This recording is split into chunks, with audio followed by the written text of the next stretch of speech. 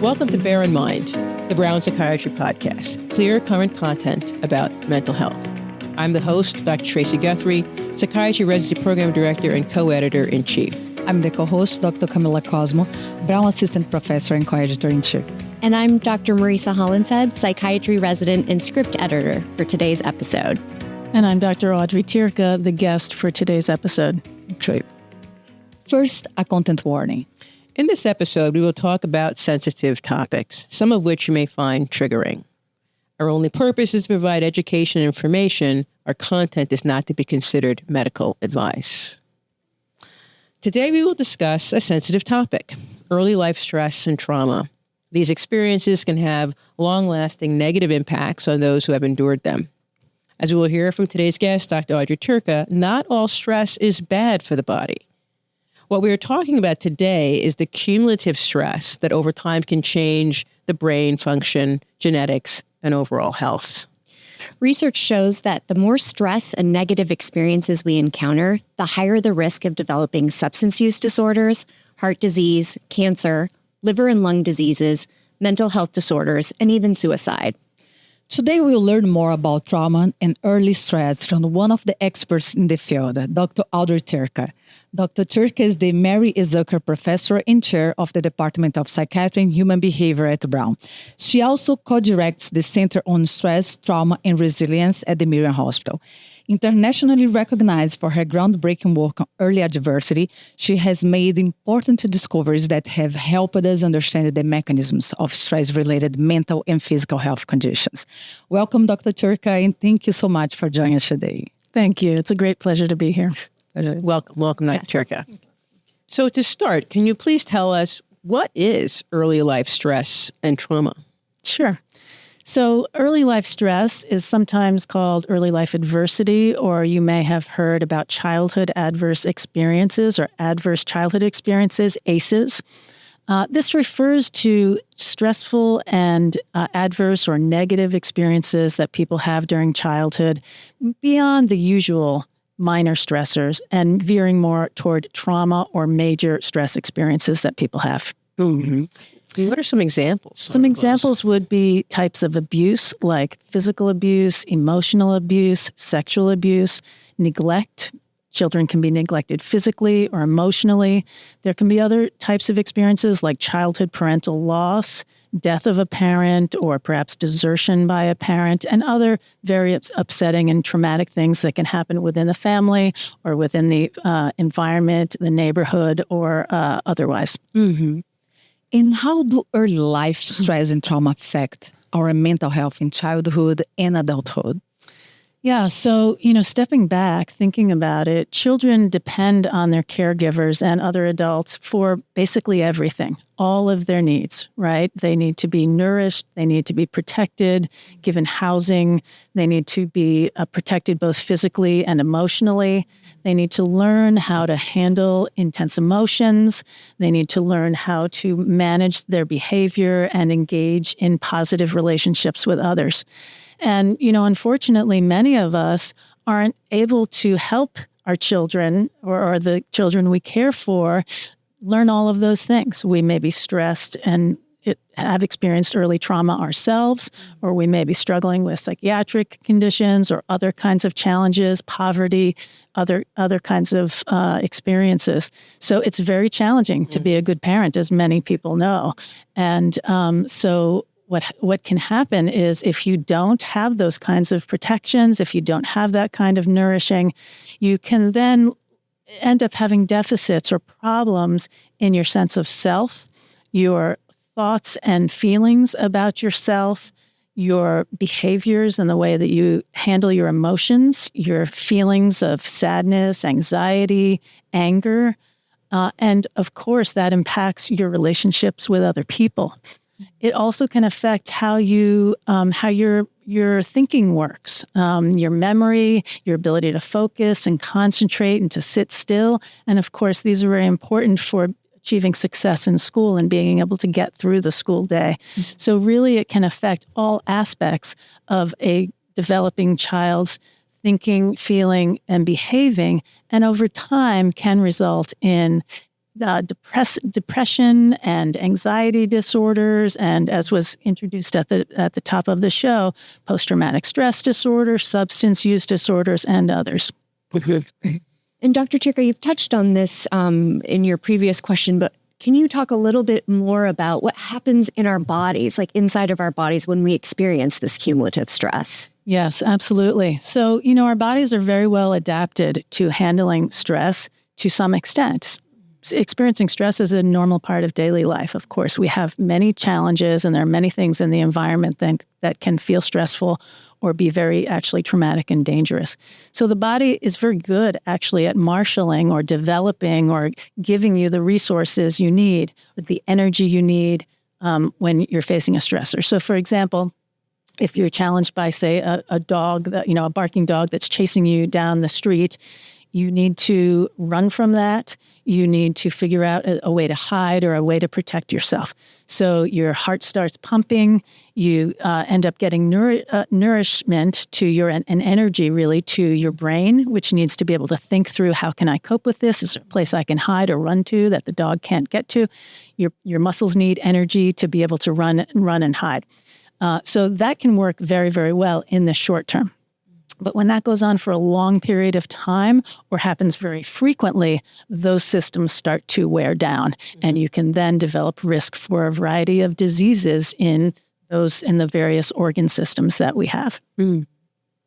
So if you're in adulthood, and you're someone who's experienced early life stress, and you know this about yourself, either early life stress or early life trauma, are there things that you could do to reduce the risk of having that past history affect your current mental health? Yeah, absolutely. There are many factors that go into making us who we are, right? And we all have stressors and challenges. And in fact, challenges can be good, right? They can sort of unlock parts of ourselves that we didn't know that we had and allow us to grow in certain ways if it's safe and if you can make it through that. There are many factors that contribute to resilience. So resilience is a quality. If you think about it in physics, resilience is thought of as, for example, the degree to which a piece of, say, metal can bend under major pressure without breaking, right? Same thing with humans. Same thing with our responses to things.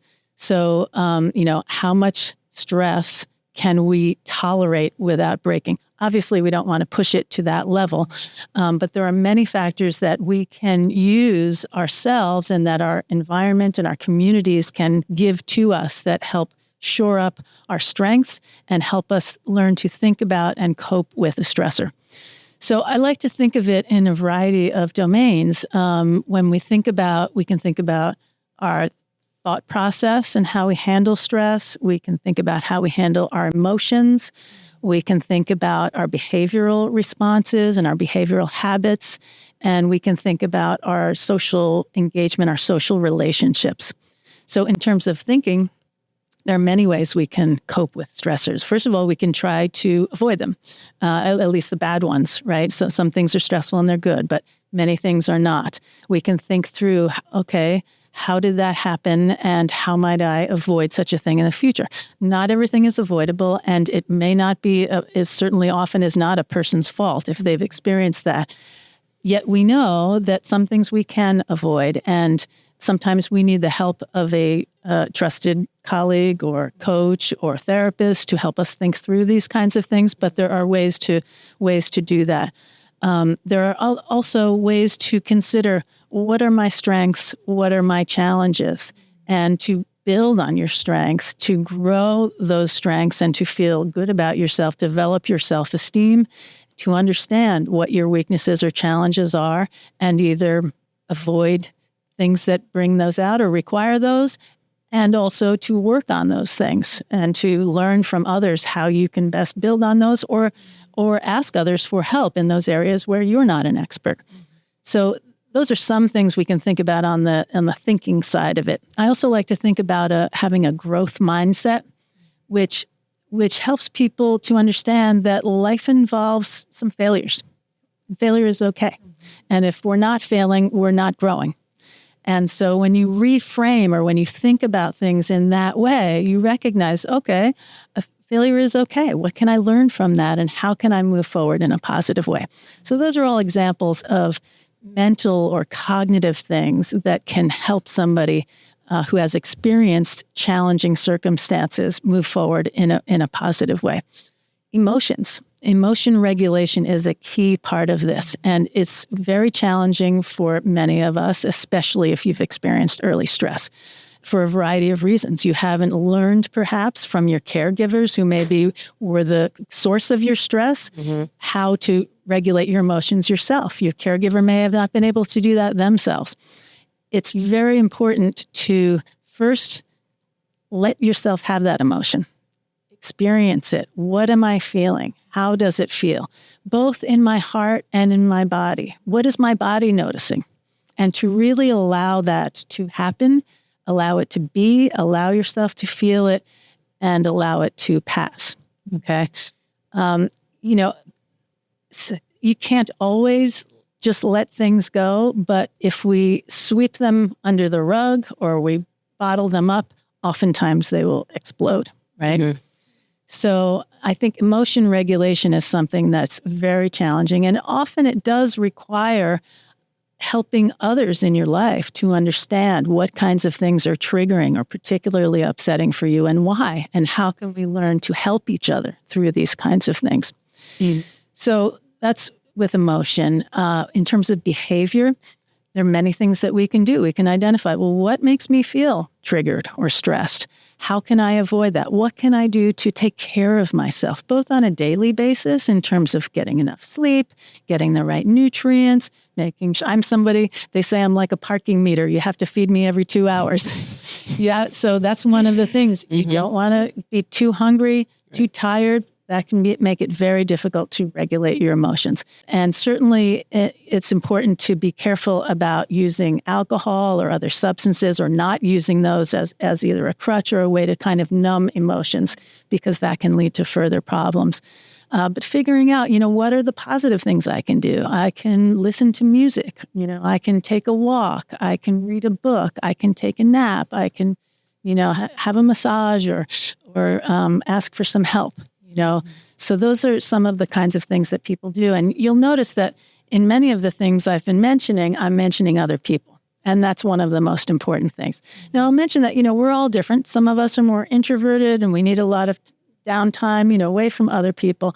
But for most of us, we do get sustenance and nourishment from other people.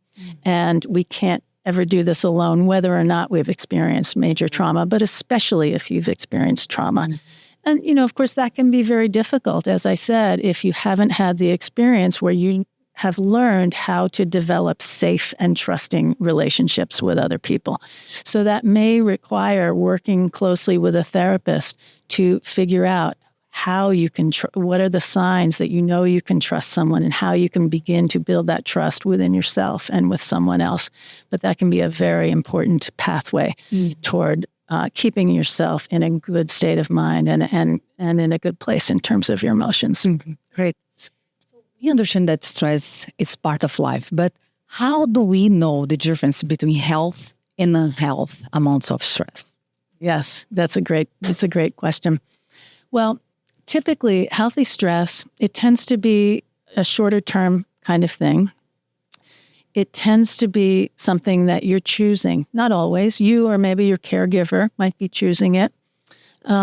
It tends to be something that, might make you nervous or uncomfortable. You're stretching yourself, but you can tolerate it. And if you have control over it, you're choosing it. You can choose not to do it, or you can choose to back off. You might find yourself, oh gosh, maybe I went too far. I feel like I'm panicking. But you can back up a bit, or you can go through it and find, actually, I made it through okay. And as I said, with a growth mindset, what did I learn? How did I do? And let's move forward to the next time. That's in contrast with what some people call toxic stress, which oftentimes is uncontrollable. And with children, of course, as I mentioned, they are dependent. We, when we're young, are dependent on others for so much. So oftentimes, children are not in control of things.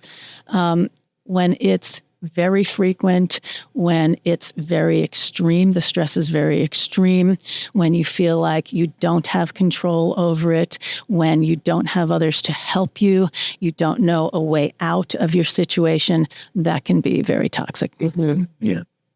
So feeling trapped is definitely one sense where you're having toxic stress. So we can go back to, thinking through someone who's tuned into this podcast to about the title of early childhood stress, early life trauma. And they identify that this is something that resonates with me. I am going through this, or I have gone through this, and I don't know how to deal with this. In the work that you've done, what are so someone's in that place. They don't know what to do. They don't know, they know that something has happened to them. They haven't told anybody that something's happened to them. What, in your experience, in your work clinically and in your research, what are the first steps that you think that they should take? Where should they go from that point of recognition that something, acknowledging that something happened, that I may be someone who has experienced this? What's the first step that they should take? Yeah, great question. And that, that's true for many people who, oftentimes people don't recognize this for quite a long time. I'd say the first step is really to identify a trusted person who you can begin to share that with. And that doesn't mean opening up all at once necessarily and sharing the entire experience, but it means baby steps towards starting to trust and starting to open up, and all the way asking yourself, how does this feel? Mm-hmm. Do I still trust this? Am I doing okay? Is this working for me? So that could be a spouse or a family member. It could be your doctor. It could be a friend or a spiritual leader or a coach or a teacher or somebody. It's oftentimes helpful to share that with a doctor who may be able to, or another care provider who may be able to suggest a route to therapy or counseling, because oftentimes, especially if it's been a traumatic experience or it has major long-lasting effects, professional help and psychotherapy is very, very helpful. Mm-hmm. Yeah, I was thinking about this in the context, too, of getting kind of back to that resilience topic when we were speaking about that, and just kind of thinking about the role that our community can play. And I think you were touching on that. Do you mind just expanding on that a little bit? Yes, absolutely. Absolutely. Yeah. So, with the resilience, there are so many different ways. I think I mentioned several of them that we can become stronger and get through these kinds of experiences. And many of them involve other people, right?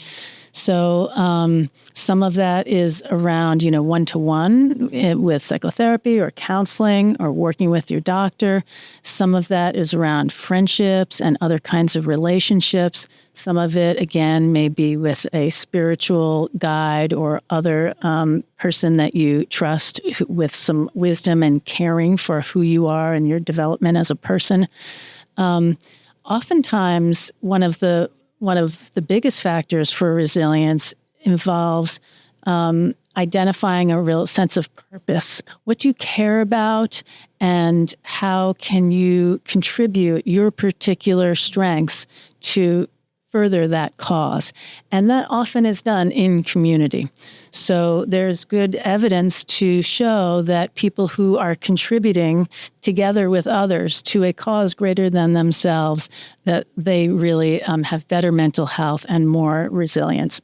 And there are many, community groups out there, volunteer opportunities. People often feel like, oh gosh, I'm so depressed, I'm so anxious, I don't have enough to give to myself. How can I possibly give to others?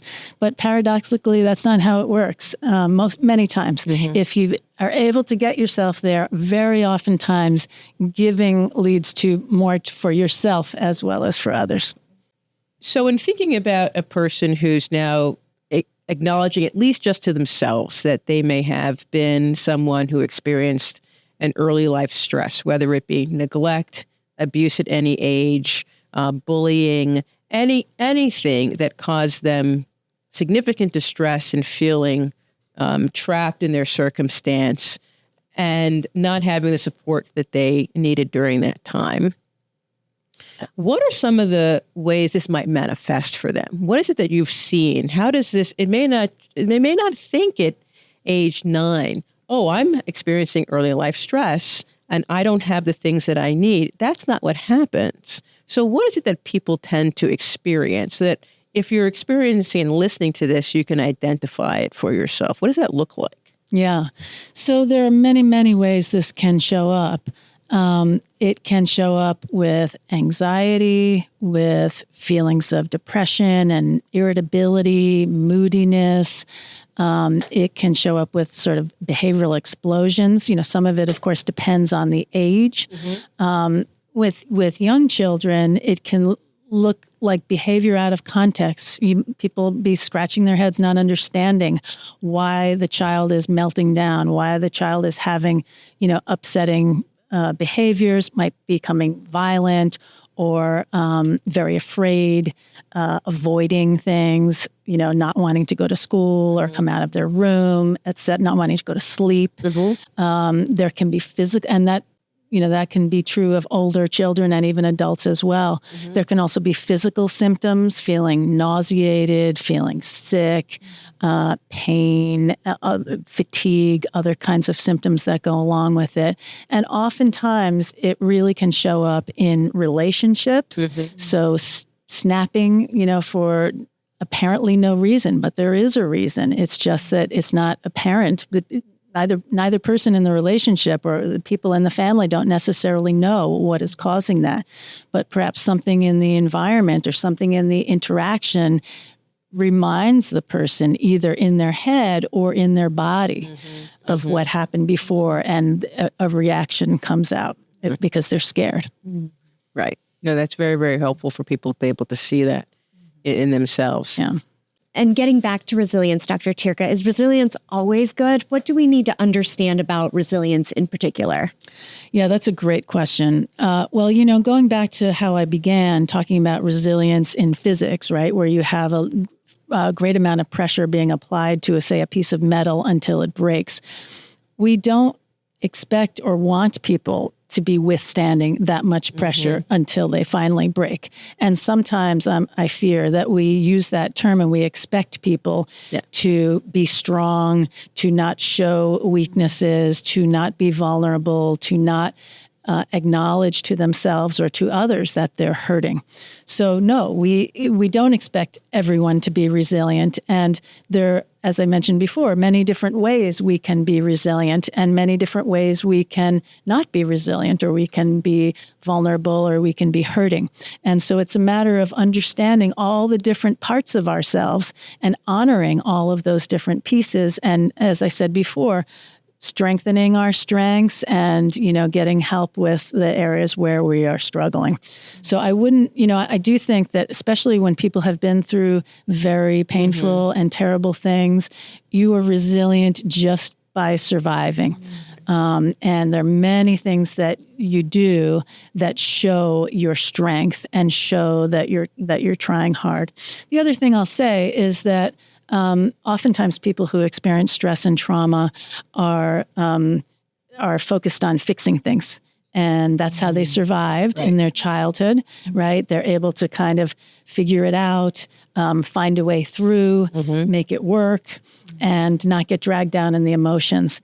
But that only goes so far. And it doesn't allow the emotional richness that you can get to in life once you allow yourself to relax a little bit and start to explore the vulnerability and start to trust in yourself and another person. It takes time to do that, but I think well worth it when we can. That's a very important point, a very, very important point. So I want to go back to another point that you made, which was if you are a parent who has experienced early life stress yourself, it's very difficult with all of the challenges of parenting and life and working and providing to be everything for this being that needs everything from you. So for someone listening, like is in that circumstance, that they have had this experience themselves and they don't want this to pass on to the next generation. that that's a concern that they have. What advice do you have? What does the research show about that dynamic? Yes, yes. So I would say, the cliche about put your own oxygen mask on first. You have to take care before you put one on someone else. You have to take care of yourself first before you can help another. So first of all, you want to make sure that you are, again, listening to your own emotions, your own body, taking care of yourself, getting the support you need. And unfortunately, many of us aren't able to get the support we need. So I want to acknowledge that. However, support does come in a variety of forms, right? Mm-hmm. It might be your neighbor. It might be a support group online. It might be your doctor or a teacher. You might do some journaling and find your own support within yourself. There are many ways to do that. Once you take care of yourself, then you can give to another. And I would say it's important to recognize that it's not going to be perfect. Parenting is never perfect, and caring for another person in a relationship is always has problems in it. You will do the wrong thing many times. It just has to be good enough. You just have to show that you care and create space and love for this other person. And then, of course, finally, none of us can do this by ourselves. Right. Yeah. We have to do it in community. Mm-hmm. And talk more about it, what can caregivers do to support the well-being and reduce stress for infants and young children? Yes, yes. So, it depends on the developmental stage, of course, what children and infants need. Structure is something that is very helpful and important, and many of us are not particularly good at that or oriented toward that, and perhaps especially if you yourself have experienced early stress or trauma.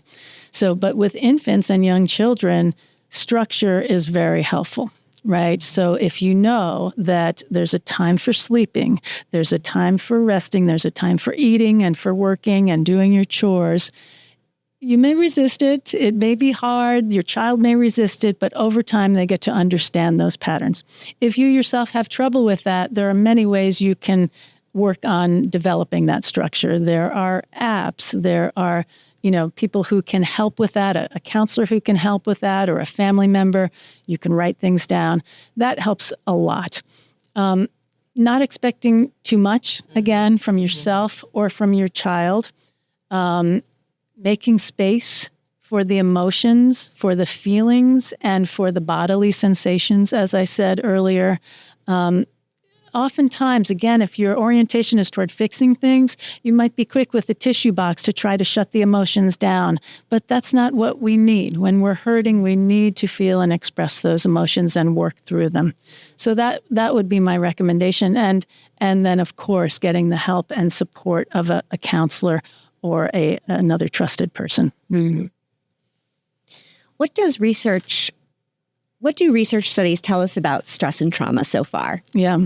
Well, there's a lot of exciting research happening, and there has been for many decades. The more recent work focuses on a variety of aspects of this. First of all, I would say we are still learning what kinds of things really are stressful and traumatic, and to which people.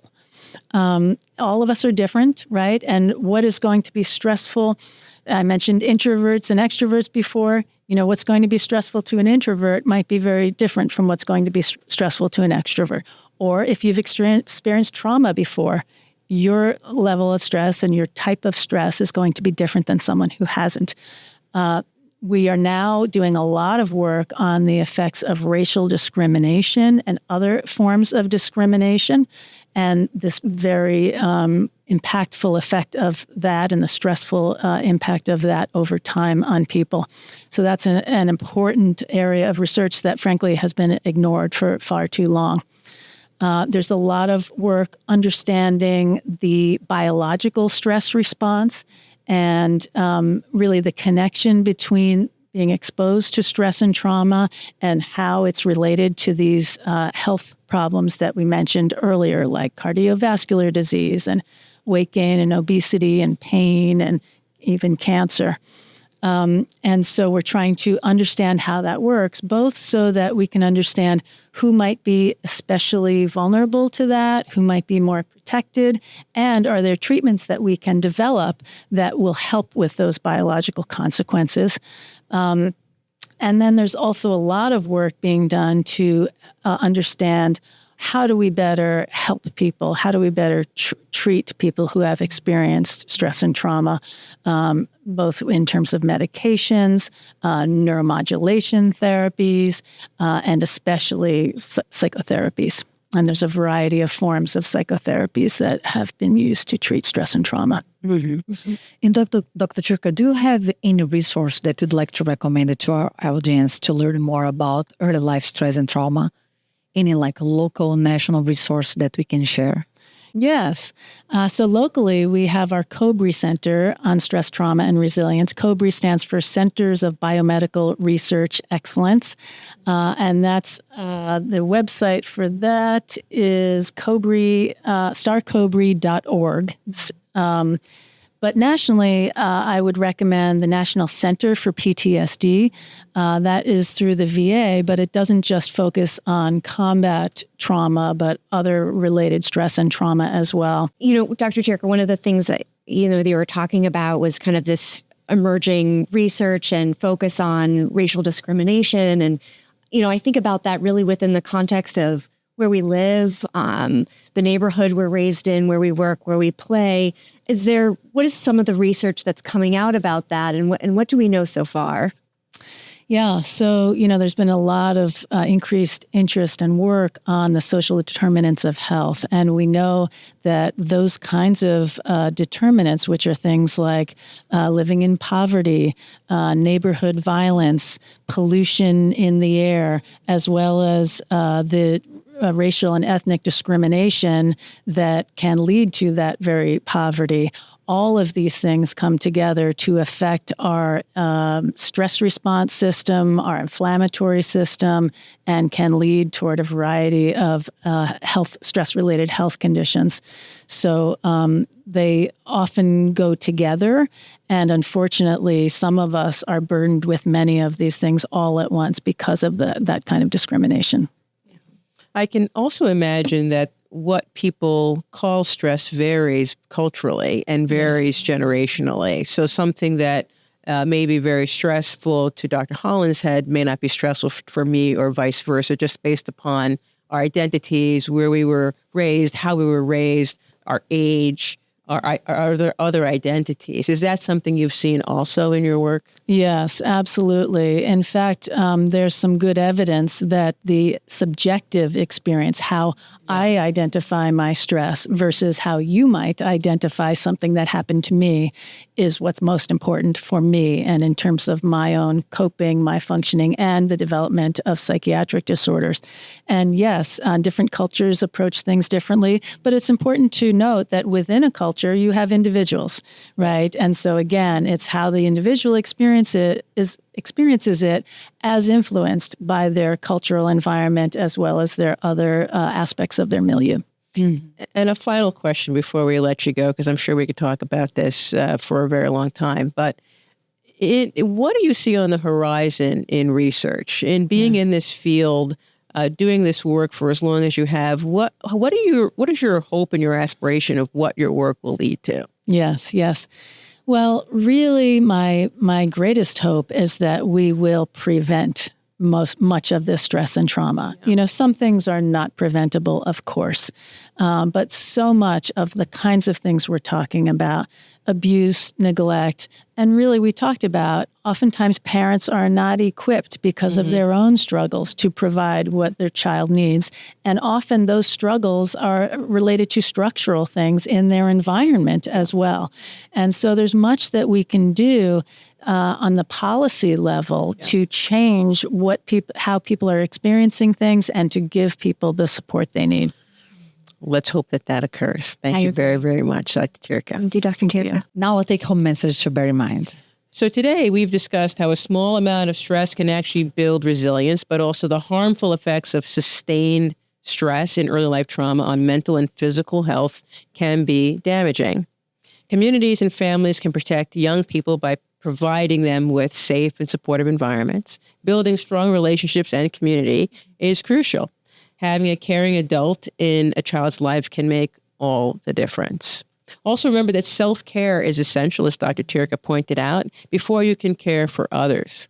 If you or your family have experienced anything we discussed today, please talk to your healthcare provider because help is available. And as always, if you or a loved one is having suicidal thoughts, please contact the Suicide and Crisis Lifeline, call or text 988 or access 988lifeline.org. The Lifeline is a 24-hour toll-free phone line. You can also go to the nearest emergency room and ask for help. Thank you for listening to our podcast. For more information-related content, please check out our Instagram, X, Facebook, and YouTube channels. Bear in mind the Brown Psychiatry Podcast. Thank you. Thank you.